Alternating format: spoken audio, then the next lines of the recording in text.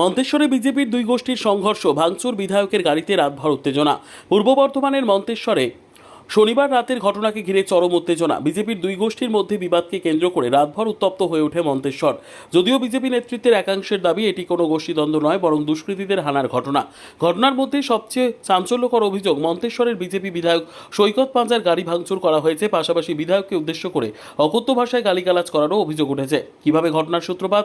স্থানীয় সূত্র অভিযোগ অনুযায়ী বিজেপিরই এক কর্মীকে মারধরের অভিযোগে পুলিশ থানায় আটক করে। এরপর ওই কর্মীকে থানা থেকে ছাড়িয়ে আনতে চিন্ময় রায় গোষ্ঠীর কয়েকজন কর্মী থানায় আসেন বলে অভিযোগ রাত 12টার পর থানার বাইরে তাদের সঙ্গে বিজেপির অপর একটি গোষ্ঠীর লোকজনের বচসা ও হাতাহাতি শুরু হয়। পরে পরিস্থিতি ক্রমশ উত্তপ্ত হয়ে ওঠে। এরপর দফায় দফায় উত্তেজনা ছড়িয়ে পড়ে মন্তেশ্বর জুড়ে। রাত ভোর চলে তাণ্ডবের অভিযোগ।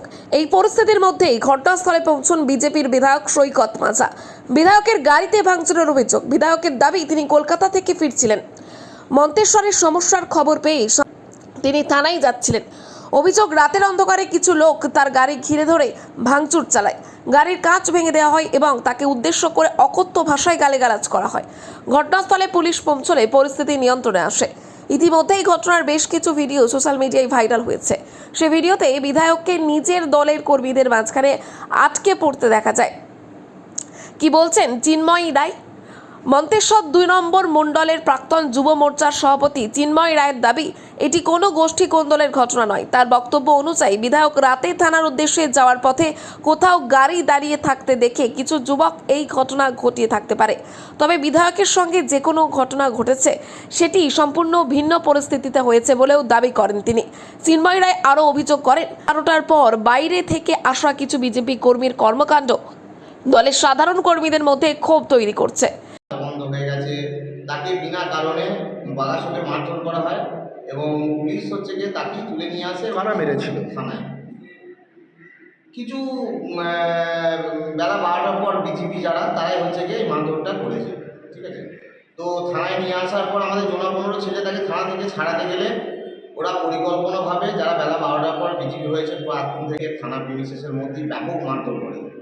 এই মারধরের ফলে আমাদের প্রত্যেকটা কর্মী আহত হয় এবং ওখান থেকে প্রাণ ভয়ে ওখান থেকে ছুটে পালিয়ে আসে এবং হাসপাতালে চিকিৎসার মাধ্যমে তাদের প্রাণটা রক্ষা করে। যে বিধায়কের গাড়ির ওপরে যে হামলা হয়েছে, বিধায়ক গোষ্ঠী অভিযোগ করছে যে কিছু দুষ্কৃতীর দল। দেখুন, ওনার তো সব ব্যাপারটা ওনার পক্ষে বিধানসভা, তারপরে টোটাল ব্যাপারটা ওনার পক্ষে জানা সম্ভব নয়। কিছু দুষ্কৃতিকারী এবং সমাজবিরোধী যারা একসময় হচ্ছে গিয়ে তোলাবাজিতে যুক্ত ছিল, তারাই হচ্ছে ভুল পথে পরিচালনা করার চেষ্টা করছে। তো তারাই হচ্ছে যে আমাদের ছেলেগুলোর বাইক ভাঙচুর করেছে, দুটো গাড়ি ভাঙচুর করেছে এবং থানায় আমাদের কর্মীদেরকে ব্যাপকভাবে মারধর করেছে। উনি এটা শোনার পর্যন্ত থানায় আমাদের কর্মীরা যাতে হচ্ছে গিয়ে নিরাপদে বাড়ি যেতে পারে এবং সুরক্ষা দিতে পারে, উনি সেই জন্যই থানায় আসছিলেন। এবং যার ফলে তারা বিধায়ক সাহেবকে বললেন যে সাহেব, আপনি থাকতে আমাদের এই বাইকগুলো বহিরাগত কিছু লোকজন এসে মন্তেশ্বরে উঠে এরকম তাণ্ডব করে গেল, আপনি একটু যাতে ব্যবস্থা করেন, ব্যবস্থা করলে আমরা খুব ভালো হয়। সেই কারণেই হচ্ছে গিয়ে ওনাকে সবাই মিলে ধরেছিল এবং বিধায়কের গাড়িটা মেন রোডের উপরে ছিল না। বিধায়ক সে সবসময় আলোর মধ্যে থাকবে, তার গাড়িটা একটু অন্ধকারের সাইডে রাখা ছিল। স্বাভাবিক এখন ভাবছে হয়তো তার নেতৃত্বে হচ্ছে, কিন্তু আমরা যতটুকু জানি তার নেতৃত্ব হয়নি। তাকে কিছু মানুষ ভুল পথে পরিচালনা করছে এবং বেলা 12টার পর যারা বিজেপি হয়েছে তারাই তাকে ভুল পথে পরিচালনা করছে। আপনার ধারণা তাহলে এটা কোনো বিজেপির গোষ্ঠীদ্বন্দ্ব নয়, বাইরের কোনো দুষ্কৃতির দ্বারা এই আক্রমণগুলো হয়েছে? ওই বললাম, এটা কোনো বিজেপির গোষ্ঠীদ্বন্দ্ব প্রশ্নই আসে না, কারণ যারা হচ্ছে গিয়ে ভোটের আগে লড়াই করেছে তারা প্রত্যেকেই বিজেপি। আমাদের মাননীয় নিন্দা বিজেপির রাজ্য নেতৃত্বের। ঘটনার নিন্দা করেছেন বিজেপির রাজ্য কমিটির সদস্য সাক্ষী গোপাল ঘোষ। তিনি বলেন, বিধায়কের সঙ্গে যে ধরনের ব্যবহার করা হয়েছে তা কোনোভাবেই সমর্থনযোগ্য নয়। তার দাবি, যারা এই ঘটনা ঘটিয়েছে তাদের মধ্যে দলের পরিচিত কিছু মুখ রয়েছে। তবে সৈকত পাঁজা বর্তমানে শুধু কোনো গোষ্ঠীর নন, সকলের বিধায়ক। তার সঙ্গে এমন ঘটনা দলের ভাবমূর্তির জন্য ক্ষতিকর। গত পরশুদিন একটা মালডাঙ্গায় একটা নিজেদের কর্মীদের মধ্যে ভুল বোঝাবুঝিকে কেন্দ্র করে একটা সামান্য ছোটোখাটো আর কি বিষয় ঘটে এবং সেটা উভয় পক্ষ থানায় আসে। তারপরে বিধায়কের কাছে খবর যায়। বিধায়ক বলে ঠিক আছে, আমি থানায় যাচ্ছি, কোনো অভিযোগ করতে হবে না, থানায় গিয়ে বিষয়টাকে নিয়ে বসবো। তারপর বিধায়ক থানায় যখন আসছে অন্যান্য কাজকর্ম সেরে, ঠিক সেই সময় এখানে কিছু অন্যান্য জায়গা থেকে একটা কিছু লোক এসে বা কিছু ছেলে এসে হাজির হয়েছে। তার মধ্যে থেকে ছেলেগুলো আমাদের দু একটা পরিচিতি ছেলে, বাকি মানে পরিবারভুক্ত অন্যান্য সংগঠনের ছেলে, কিন্তু বাকিগুলো সমস্ত দলের নয়, পরিবারভুক্ত। বাকিগুলো সমস্ত যারা ছিল তারা এলাকায় কুখ্যাত সমাজবিরোধী বা বিভিন্ন এরকম অপকর্মের সঙ্গে যুক্ত তারা। তো তারা শুধু একসঙ্গে থাকার পর বিধায়কের গাড়ি ঘিরে বা বিধায়ককে নামানোর জন্য বিধায়ক উল্টোপাল্টা ভাষা বলে বিধায়ককে বিভিন্ন রকমভাবে মানে শারীরিকভাবে আঘাত করার উদ্যত হয়, গাড়ি ভাঙচুর করে।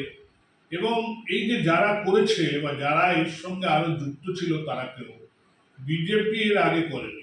একটা ধারাবাহিকভাবে উন্নয়ন বা তার মাধ্যমে একটা ক্ষমতার স্বাদ এসেছে। যারা দীর্ঘদিন ধরে বিজেপির মধ্যে ছিল না তারা আবার এইটাকে ক্ষমতায় স্বাদ পাওয়ার জন্য বিভিন্ন জায়গাতে ঢোকার চেষ্টা করছে। সে যেই হলে আসছে আর এই সুযোগ নিয়ে সেদিনকে গাড়ি ভাঙচুর বা অন্যান্য ঘটনার মধ্যে দিয়ে একটা বিশৃঙ্খলা তৈরি করেছে। একটা জিনিস মনে রাখতে হবে, বিজেপির এই যে গোষ্ঠীদ্বন্দ্ব, এটা কিন্তু সাংগঠনিক ক্ষেত্রে কোনো গোষ্ঠীদ্বন্দ্ব নয়।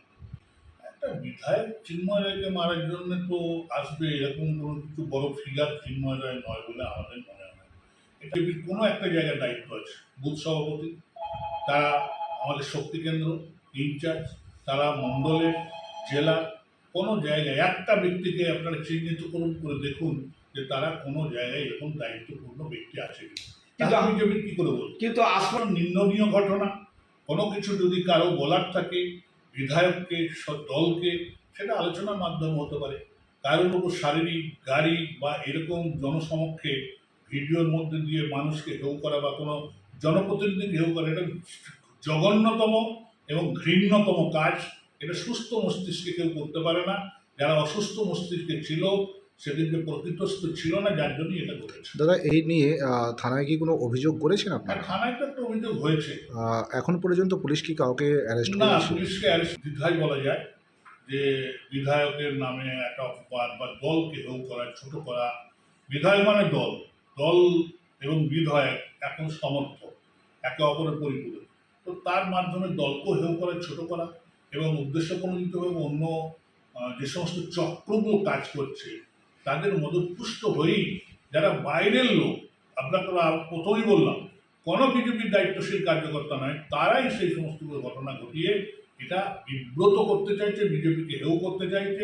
আহত হয়েছে বেশ কয়েকজন, থানায় অভিযোগ। এই ঘটনায় উভয় পক্ষের বেশ কয়েকজন আহত হয়েছেন বলে জানা গিয়েছে। আহতদের মন্তেশ্বরের কাদম্বিনী স্বাস্থ্যকেন্দ্রে চিকিৎসাও করিয়েছেন।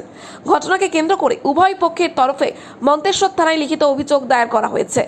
অভিযোগের ভিত্তিতে তদন্ত শুরু করেছে পুলিশ, যদিও এখনো পর্যন্ত কাউকে গ্রেপ্তার করা হয়নি।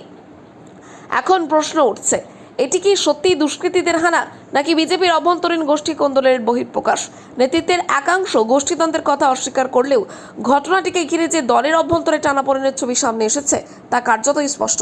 মন্তেশ্বরের সাধারণ মানুষের এখন একটাই আবেদন, রাজনৈতিক বিবাদ যাই হোক না কেন, মন্তেশ্বরের শান্তি ও শৃঙ্খলা যেন কোনোভাবেই বিঘ্নিত না হয়। প্রশাসন যাতে গোটা পরিস্থিতির ওপর কড়া নজর রাখে সে দাবিও উঠছে সাধারণ মানুষের মধ্যে। ব্যুরো রিপোর্ট, সুন্দর বাংলা নিউজ।